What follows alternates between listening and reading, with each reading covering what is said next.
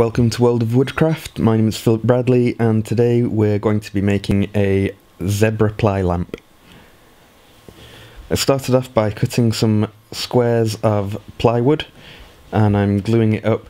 I'm gluing up with the veneer going in different directions, so one veneer will be going upwards and the next veneer will be going sideways, and this increases the structural stability of the lamp. I'm using a lot of glue because I know I'm going to be turning it and I don't want the blank to come apart. Also, the glue doesn't necessarily look bad in the zebra ply lamp if there are any voids that it's taking up. The glue would just appear as a black line rather than anything ugly. The top and bottom of it I'm making out of walnut. I've used some clamps to keep it fully together whilst it cures. I left it to cure for about a day, maybe two.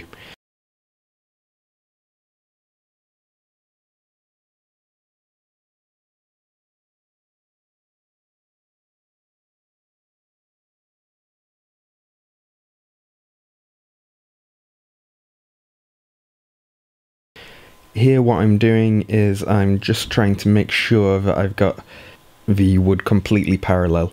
Not that it matters too much, but I don't want the veneers to look all wibbly wobbly. I'm doing this by using my tool rest to register up with the different veneers. Here I'm just cutting off the edge parts. I drew a circle so I know that these parts aren't going to affect. Before turning, it's a good idea to have really sharp tools. I'm using the Tormek sharpening system, and with all my tools I've got a little sticker with the presets, and this is literally how fast it takes me to sharpen my tools. That's not sped up too much anyway.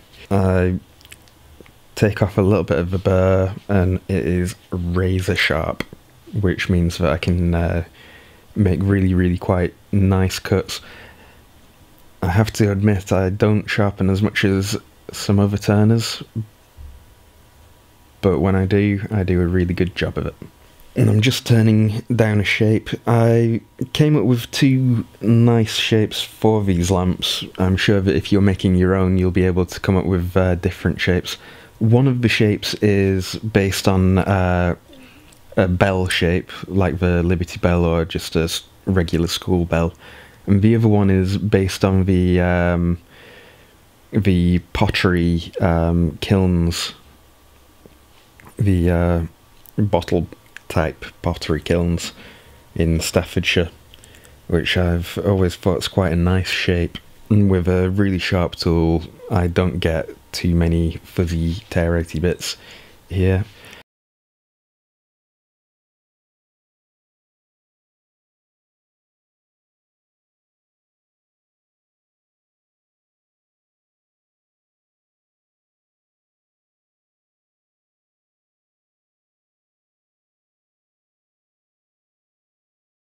I'm just making sure that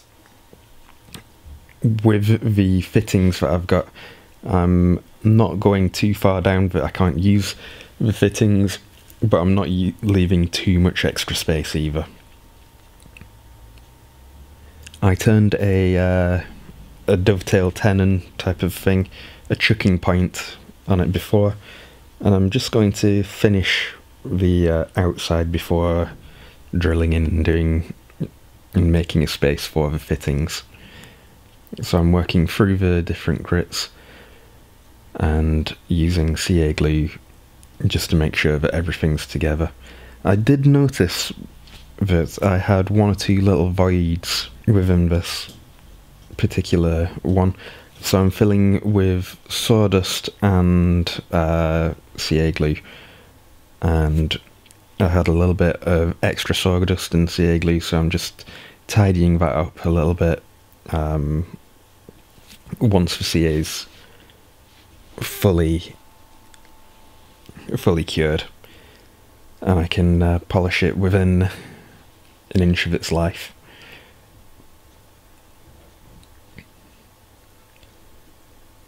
I tend to put on a lot of coats of CA and build it up, and then knock it back down and rub out the finish. I don't think that it hurts doing that. Certainly I get a good finish from it. And once I'm down to 1200 grit sandpaper, I burnish the finish to give a really, really keen shine, and you can see it's not bad.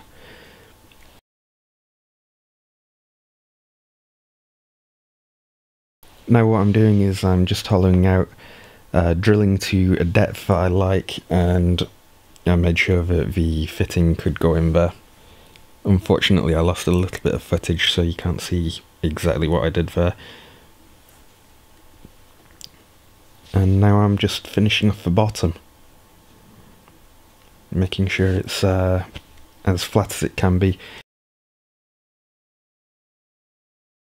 I'm drilling down into where I've hollowed it, and now I'm going to try to get the wiring in and do all the electric things. So I've got a braided cable because I think it looks better, and you can't really see, but I've got a heat wrap in there, and I'm just connecting the positive and negative together. If this was metal housing, I'd also have a earth to put in there. With these lamps I thought it'd be a good idea to put a green base on it, and I think it is actually a really, really good idea. I think the green base, which is a little bit like the material on a snooker table, when you put the lamp down it makes a satisfying thud, and it's a little bit noise reducing. I'm sure it'd stop any potential for scratches and different things like that on any surfaces. And the lamps work quite nicely. If you've enjoyed this video, you'll probably be interested to know that I'm putting 2 of these lamps up on eBay fairly soon in order to help fund new projects. Details of this auction will be in the description below. Thank you for watching. Please like and subscribe in order to be one of the first people to see new projects. As well as YouTube, I'm also visible on Twitter and Facebook and Google+.